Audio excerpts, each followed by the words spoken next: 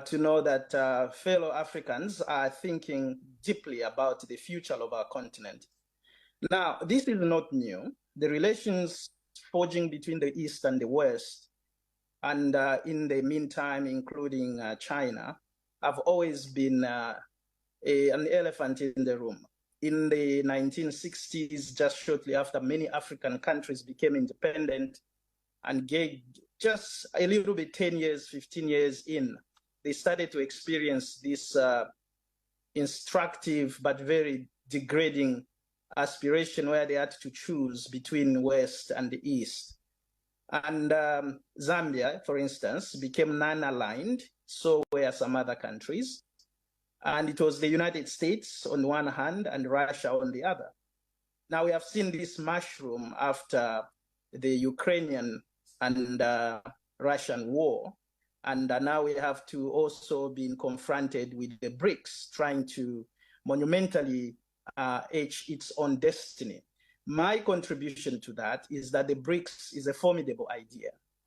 In fact, there is a statement in my book that is absolutely recommending that Africa starts to partner more increasingly with the BRICS. That's in chapter 23 of my book, Zambia Struggles of My People. That was 2011 when I made that statement. And this is 2023, just 10 years plus change after the fact. Now, the BRICS are an innovative idea. They are banking on the fact that they could improve the infrastructure. They are not very far away from the dictates of the United Nations. They are for the global economy. They are for the stabilizing of currencies. They are even for the environment. So if you look at it, culturally speaking, Africa is much closer to those countries. In fact, South Africa makes the S in the BRICS. So you can see that they are coming closer home. Now, the BRICS and the West might create a situation probably in which the West thinks that Africa might lean more towards the BRICS and by extension to Russia and China. Now, China has been a thorn in most of the West African countries' flesh. But Africa shouldn't forget one thing, that the battle between the West and the East usually is a bilateral battle. It concerns 2 or 3 countries. Most of these countries is the United States and China, or the United States and Russia. Now, in the West, there are governmental themed structures. Each particular government may lean towards conservatism or towards liberalism, and it depends which country is in power. Now, the problem we've done and we have had in Africa is that we don't make these important distinctions. We think that everyone in the American government supports and fights against China. We also think that everyone in the American government or Western government thinks and supports or fights against Russia. It depends. If the conservatives are in power in the United States, they will be more lenient to Russia at this time and even to China. But if it's the liberal, and as it is in most of the governments now, it's liberalism that's defining the future of these countries. So you find that there's that panacea of change. Now, I want to emphasize one point from Elvin. The battle between the elephants is always the grass that suffers. And we, Africa, have unfortunately been the grass for the most part.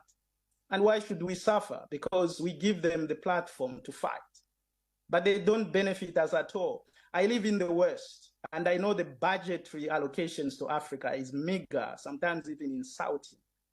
But I also know that most of the infrastructural development, technological tools and materials come from our continent. So these Western countries, they are very quick in their pronouncements, and we are very quick in our policies to mention Africa, but we don't do much for Africa. Now look at the history. Those that colonized us were from the West. Those that enslaved us were from the West. They were not Chinese, they were not Russians. They were Americans and Britons and other countries. Look at the IMF. The IMF is made up of, in the past probably few years, only of European-born citizens as presidents or director generals. It has been Belgium, Sweden, France, Netherlands, Germany, and Spain. Look at the World Bank. It is made up usually of the United States. At one time, they had a South Korean one, and then they replaced at another time with a Bulgaria and Austria one. But it's usually the United States and a little bit of Europe. Now, the BRICS is made up of South Africa. Don't forget that. South Africa is in there. We have India there. We have Brazil there. We are almost at the same line in terms of economic struggles, and we can understand each other and we can formulate ideas. If the IMF wants to give us at least the benefit of doubt, they must start to insist that they are all inclusive in terms of leadership. They have to making sure that they are not just using Africa as a tool or a resource and not literally the equal partner in development. And the World Bank similarly. The BRICS therefore comes to us, and I should state this very categorically, quite very emphatically a necessary choice. In my book, I came across a statement or a phrase which is known as diversified dependency.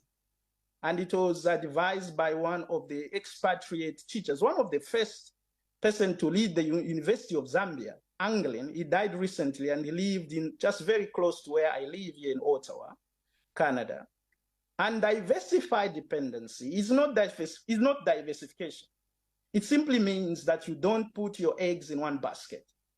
Our approach practically, in principle, we have always maintained that we are not non-aligned, but actually practically we are more leaned Western-wise. And that has been a dangerous all the time. China and Russia may not prescribe certain conditions, but IMF and the Bank of the World have not done that either. So it is better for us then to spread our investments, or if we may call them our source for loans or grants, to other similarly situated banks like the BRICS and the most formidable, and I think it's going to bear some fruit, the new development bank that they have initiated in 2014. So my take on that is that Zambia in particular and African countries in general, we shouldn't simply be getting the rhetoric because if we choose China and Russia, we are going to be at loggerheads with the United States on the West. No, we need to look at the benefit schedule. Does it benefit us in the long run? These countries in the West, most of the time, they play what we call self-interest kind of politics. They ask the question, what is in it for us? If there is little, they will give lip service. If there is much, they will visit, like the Vice President Kamala Harris. But at the end of the day, their interest. Let me end there. I'll come back to you, but you raise interesting points, which is why, Aimable, I'm coming to you. You know that President Paul Kagame's relationship with the West has not been exactly impressive because they consider him an undemocratic leader. And this is despite all the development that you have talked about. What do you think his position is in all of this? The continent